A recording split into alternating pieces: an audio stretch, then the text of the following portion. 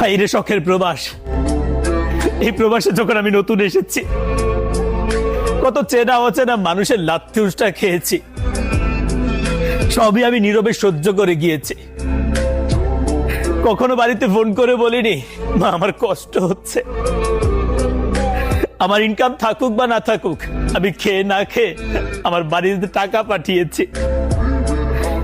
কিন্তু এখন যখন আমার দেয়ালে পিঠ ঠেকে গিয়েছে, আমি যখন আর পাচ্ছি না টাকা পাঠাতে, যখন তাদের কাছে সত্যটা আমি খুলে বলি, তারা ভাবছে আমি নাকি তাদেরকে মিথ্যে কথা বলি।